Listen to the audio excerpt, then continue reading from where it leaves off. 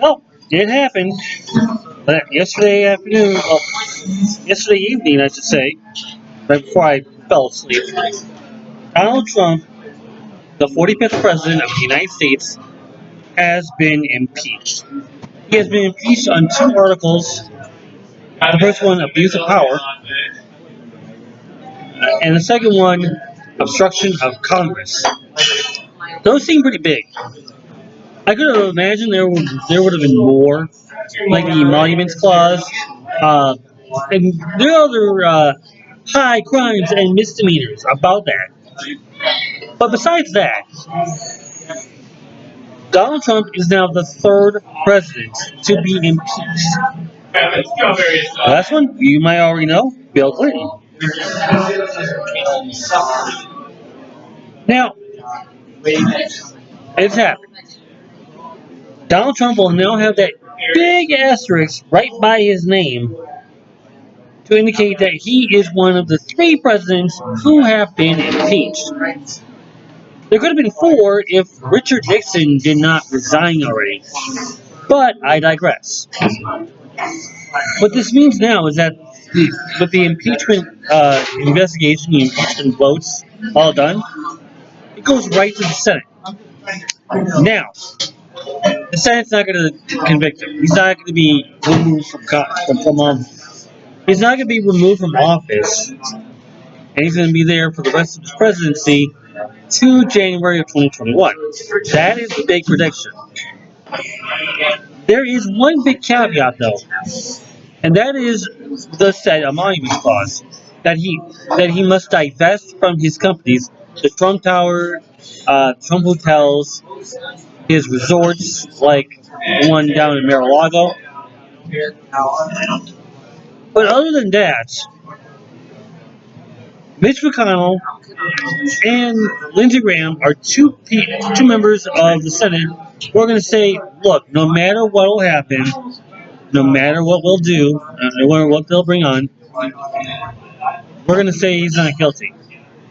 And as a matter of fact, they're actually predicting that they're going to give him the not guilty verdict the same day they're going to start the Senate trial to remove him from office. I mean, that's a big prediction. And the thing is, what Mitch McConnell is going to do, since he's the majority leader, that means he's the ultimate judge, is that he's going to have no witnesses brought forth to the Senate. He's not going to have any evidence, any testimony to corroborate why he should be removed from office. He's not going to have anyone to stand. Pretty much, this is a sham. Sham that's only lasts only like 12 hours uh, 2 weeks or a month. So Donald Trump is going to stay in office for the rest of his presidency unless the Supreme Court says you either have to divest your company or you have to step down as from your presidency. And Donald Trump is in that lose-lose situation. Now, it's already been determined that Donald Trump does not want to participate in the presidential campaign come this late summer, early fall, with the Democratic candidate being either Joe Biden or Bernie Sanders, Warren, Elizabeth Warren, Pete Buttigieg, Andrew Yang.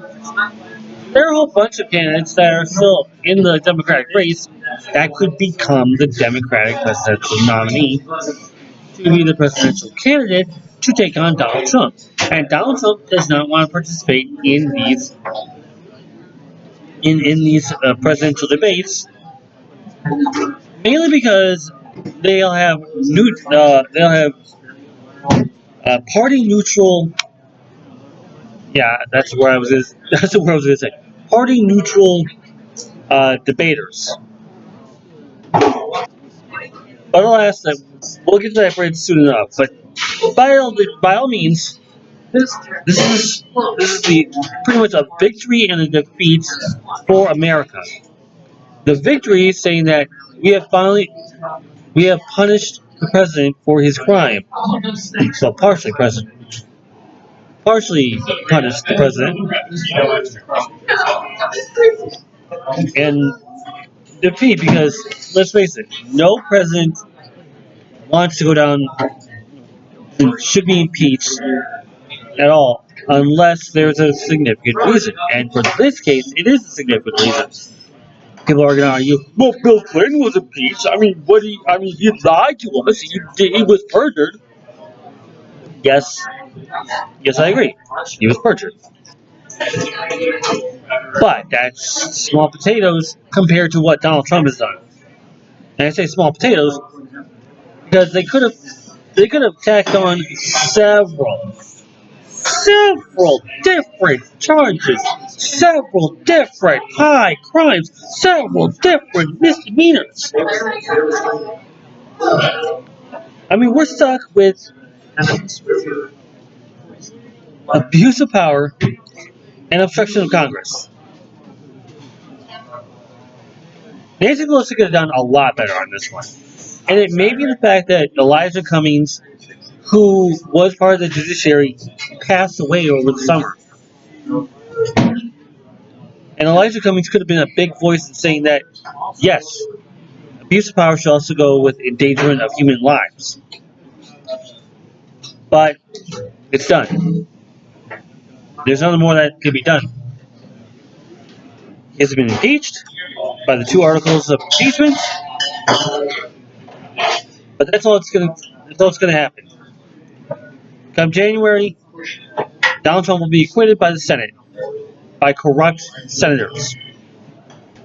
I'm going to say that. That's all I need to say.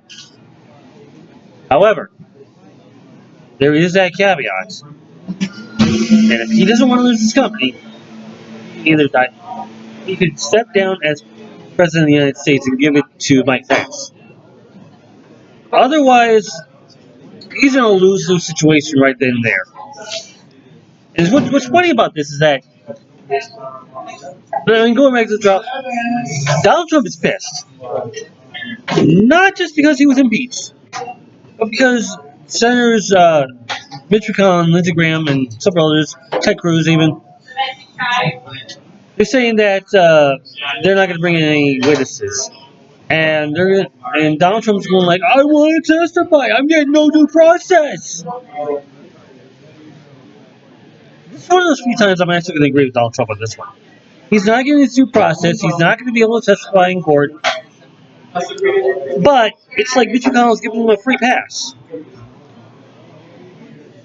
And let's just say yesterday, all this House Republicans were about, they want to erase the 2016 election. They want to erase the 2016 election. We want to go after Hunter Biden. We want the whistleblower. We want the whistleblower. Everything was irrelevant with them. It's one thing that they can't get. It's another thing they can't get. It's all they can't get. It's just nothing they could get because it was all there. It's all there. You don't need anything else. So yeah, Donald Trump is pissed that Mitch McConnell's not going to have him on the witness stand. He's not going to have the whistleblower on the stand. He's not going to have all these witnesses on the stand and to help plead the case. Instead, Mitch McConnell's going to go like, okay, we're going to begin the process. All right, open arguments. Okay, we're not going to have any witnesses. We're not going to have any testimony. No evidence. Okay, then we're going to go to closing arguments, and we're going to say not guilty, and we're gone. That's the plan right there for the Senate. They're going to say that, hey, we had a trial. We found him not guilty. Most trials last weeks, not hours. So that's kind of a red flag right there. And if people buy into this, Democrats in the Senate and the House are in trouble. That's why we have people like Bernie Sanders, Elizabeth Warren, Andrew Yang. They're going out there.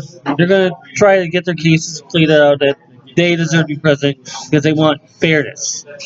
They want fairness. And Donald Trump who has constantly, repeatedly bragged that the economy is great, that the economy is good under my watch. It is great. It is the best economy that there ever was. It is the best economy in the presidency that ever happened in the presidency. That's it. That's all he's got. People buy into that. That asterisk is going to be nothing. And the people are smart enough to realize that the Republicans are just Trump supporters. They're not Republicans anymore. They're Trump supporters. They have no elephant by them. They have the orange face and the high top hairdo. That's their symbol, not the elephant. Donald Trump's head, and that head is going to roll on November.